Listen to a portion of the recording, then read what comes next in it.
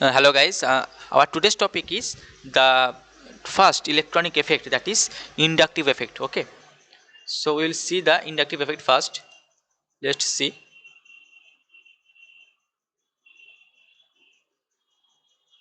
Inductive effect. You all know that inductive effect is a electronic effect. Okay, so we will call it a permanent effect. Permanent effect. Okay, so we'll see that in this bond A and B, if the electronegativity of B is more than electronegativity of A, then electrons of this bond will shift towards B. So it will generate the negative partial negative charge and it will generate partial positive charge. Okay, so E is so the negative inductive effect with respect to A, and A is so the positive inductive effect with respect to B. So uh, if we see the inductive effect about this compound, देखो ये जो chlorine है ना, इसका electronegativity बहुत ही ज़्यादा है with respect to this carbon.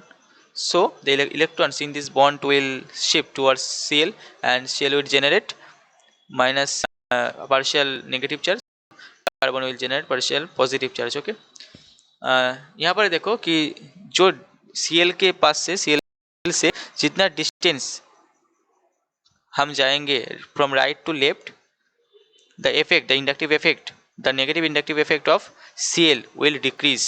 Okay, तो यहाँ पर पार्शियल पॉजिटिव चार्ज आएगा बट कम, जो अमाउंट है वो कम होगा. यहाँ पर भी पार्शियल पॉजिटिव चार्ज आएगा बट बहुत ही नॉमिनल इफेक्ट आएगा, चार्ज आएगा. ओके, तो Cl से जितना डिस्टेंस इंक्रीज करेगा, ओके, Cl के वजह से जो इंडक्टिव इफेक्ट है उसका इफेक्ट उतना ही कम होगा, डिक्रीज करेगा. ओके ओके, अगर मैं इसके बारे में बात करूँ तो देखो, अगर मैं 3 डिग्री कार्बन लूँ, 3 डिग्री कार्बन का जो इंडक्टिव इफेक्ट है, ये क्या है, 3 डिग्री कार्बन. क्यों 3 डिग्री कार्बन है? क्योंकि ये जो कार्बन है, इस कार्बन का अगर तुम सर्कल में ले लो तो ये कार्बन ऐसे 3 कार्बन से जुड़ा हुआ है, इसीलिए ये 3 कार्बन है. उसके बाद 2 डिग्री कार्बन अगर मैं ले लूँ तो देखो कैसे 2 डिग्री कार्बन बनता है.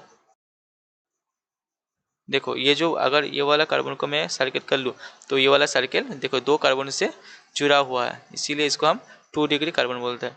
अगर 1 डिग्री कार्बन हम ले तो ऐसा होगा. अगर इसको मैं सर्किल कर लूँ तो ये कार्बन देखो एक ही कार्बन से जुड़ा हुआ है, इसीलिए हम इसको 1 डिग्री कार्बन कहते हैं. ओके, तो ये जो एल्किल ग्रुप्स है, ओके, ये सब पॉजिटिव आई इफेक्ट दिखाता है, पॉजिटिव आई इफेक्ट दिखाता है. ओके, और इसका ऑर्डर क्या है, ये सबसे ज़्यादा पॉजिटिव आई इफेक्ट दिखाएगा, उसके बाद ये दिखाएगा. ओके, क्योंकि यहाँ पर देखो पॉजिटिव आई दिखाने के किस किस पर पॉजिटिव आई दिखाएगा, अगर यहाँ पर कोई ग्रुप ऐड हो उसके रिस्पेक्ट में ही तो पॉजिटिव आई दिखाएगा ना. तो देखो मान लो कि एक्स ऐड है तीनों कंपाउंड में, तो देखो यहाँ पर 3 CH3 है, 1 2 और 3 CH3 है, ये सब CH इंडिविजुअल पॉजिटिव आई है, यहाँ पर भी पॉजिटिव आया, यहाँ पर भी पॉजिटिव आया. सो ये क्या चाहेगा कि इलेक्ट्रॉन्स को खुद से दूर करने का. तो इसके ऊपर जो इफेक्ट है, बहुत ज़्यादा इलेक्ट्रॉन्स इस कार्बन से इस तरफ चला जाएगा. यहाँ पर 2 CH3 बॉन्ड है. ओके, तो प्लस आई थोड़ा सा कम लगेगा, तो थोड़ा सा कम पॉजिटिव आई इफेक्ट दिखाएगा. और इसमें तो एक ही पॉजिटिव CH3 है, इसीलिए पॉजिटिव आई बहुत ही कम दिखाएगा, इसीलिए इलेक्ट्रॉन्स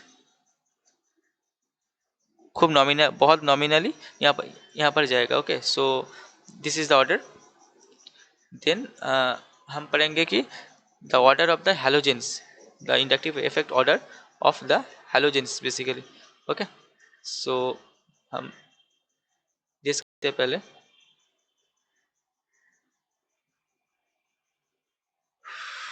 ओके,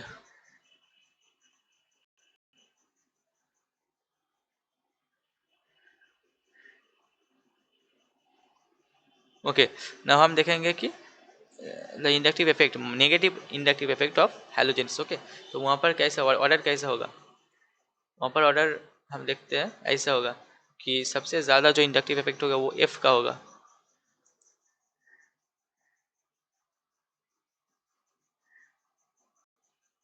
सबसे ज़्यादा इंडक्टिव इफेक्ट एफ का होगा, एफ का इंडक्टिव इफेक्ट सबसे ज़्यादा होगा। उसके बाद किसका होगा?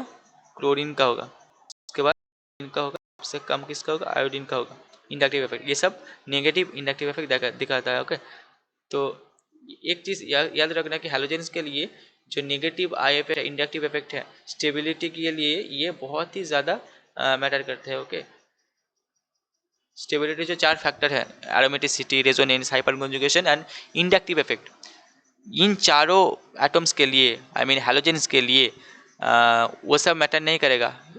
हाइपर कॉन्जुगेशन उतना मैटर नहीं करेगा, रेजोनेंस उतना मैटर नहीं करेगा, but inductive effect majorly show करता है। ओके, इंडक्टिव इफेक्ट इन चारों एलिमेंट के लिए सबसे ज़्यादा फेवरेबल है। ओके, तो ये सब नेगेटिव आई इफेक्ट दिखाता है, और सबसे ज़्यादा फ्लोरीन, उसके बाद क्लोरीन, उसके बाद ब्रोमीन एंड लास्ट में आयोडीन।